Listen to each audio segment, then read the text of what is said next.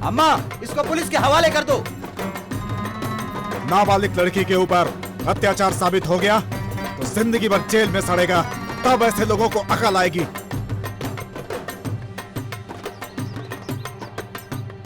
मिर्जा बेगम, हो सकता है इसे अनजाने में भूल हो गई हो। इसने लड़की की इज्जत तो खराब नहीं की ना। और अगर कहीं इसने ऐसा अनर्थ कर दिया होता तो ये सजा का हकदार जरूर था। कुछ भी वो है तो हमारे मजहब का ही ना। क्या है ये? बोलो। बहन जी, कुछ दिन पहले मेरा किडनी का ऑपरेशन हुआ था। तुम्हारी इस किडनी के ऑपरेशन की वजह से ही आज तुम यहाँ पर जिंदा खड़े हो। हाँ बहन। ये तुम जानते हो कौन है वो? मेरा एक रिश्तेदार। उसने दी है क्या? वो कौन है? मेरा छोटा लड़का। तो खून का रिश्ता है, एक ही खून और एक ही मजहब। उसने दिया क्यों?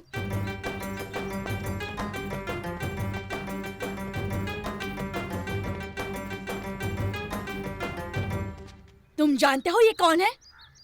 हाँ तो बताओ ये कौन है? गंगा बहन, राम भैया की बेटी। तुम्हारी बेटी है क्या? या तुम्हारी बहन है?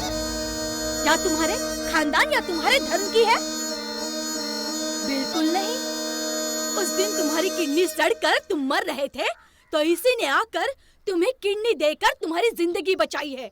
अगर ये सोच लेती कि तुम मुस्लिम हो, ये हिंदू है, तो सोचो उस दिन तुम्हारा क्या होता। तुम्हारी तो मौत हो गई होती और तुम्हारा ये शरीर कब्र में होता। लेकिन इसने ऐसा कभी नहीं सोचा।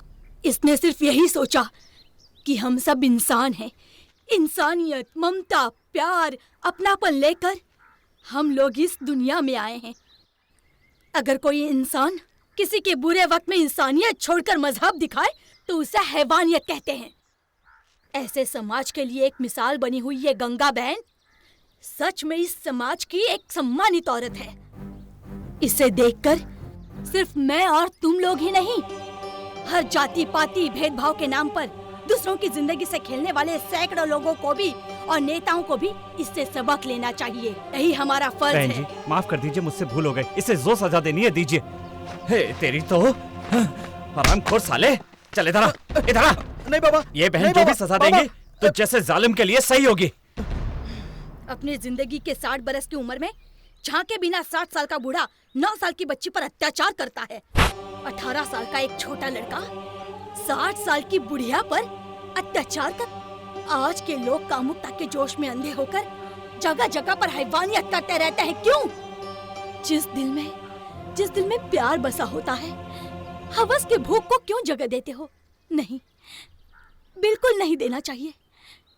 एक विवाहिता बीवी को छोड़कर पराई स्त्री को एक माँ, बहन, बेटी के रूप में हर मर्द को देखना चाहिए। तभी जाकर आज के सजा का अर्थ निकलेगा। अम्मा, अम्मा, अम्मा, अम्मा, दोबारा ऐसी गलती नहीं होगी।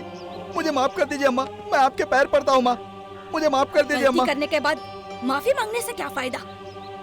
हैवानियत करने से पहले ही सोचना चाहिए था। हमसे दोबारा ऐसी गलती ना हो, ऐसे रहो।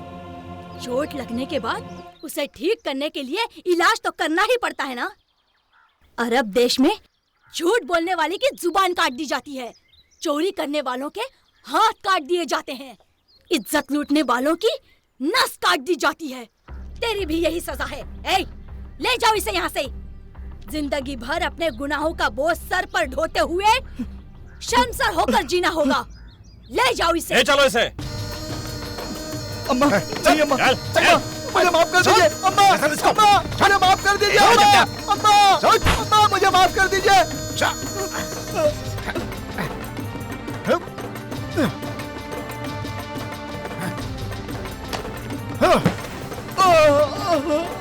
इसके जैसे शैतानों को कुत्ते की मौत मारना चाहिए। हाँ, कुत्ते की मौत मारना चाहिए। रुको, इससे बढ़कर इसके लिए कोई सजा नहीं, कोई भी नहीं। सुनो, अब ये इंसान बन गया है। सुन रहे? आज के बाद तुम मेरे घर पर रहेगा, मेरे बेटे के साथ रहेगा। ले जाओ इसे अपने साथ। बहन जी, गुनहगार को सजा भी आप देती हैं। सजा देने के बाद उसके सर पर हाथ रखकर सहारा भी आप देती हैं। आप सचमुच में बहुत महान हैं।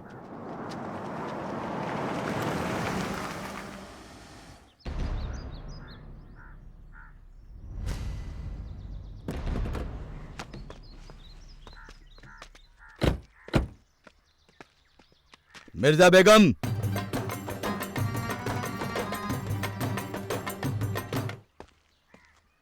आइए भाई साहब, अंदर बैठकर बात करते हैं। नहीं, इस जनता के सामने ही मुझे न्याय दिलवाइए।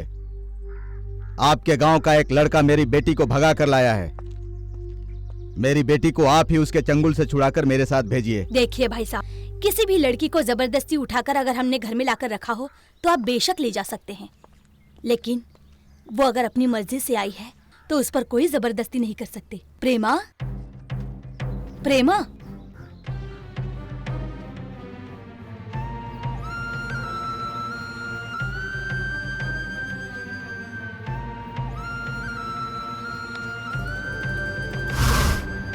प्रेमा, सुन रही हो? तुम्हारे पिताजी कह रहे हैं जबरदस्ती लेकर आया हूँ। अब सच क्या है तुम ही इन्हें बता दो। देखिए पापा, मैं बालिग हूँ, मैं इनसे प्यार करती हूँ, वो भी अपनी जान से भी ज्यादा। मैं अपनी मर्जी से आई हूँ। अब मैं इनकी धर्मपत्नी बन चुकी हूँ। अब मेरे सुख दुख दर्द आराम इनके साथ ही गुजरेंगे। यही मेरा फैसला है। आप जाइए पापा।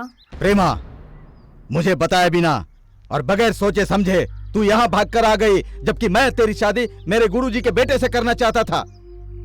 तू इसके साथ शादी करके कैसे खुश रहती है मैं भी देखता हूँ। भाई साहब, राजनीति में रहने वाले एक मशहूर एमएलए की जुबान से ऐसी बातें शोभा नहीं देती। ये बच्चे एक दूसरे से प्यार करते हैं, इन्हें आशीर्वाद दीजिए। आशीर्वाद तो क्या, आज से मैं यही समझूंगा कि मेरी बेटी मेरे लिए मर गई है।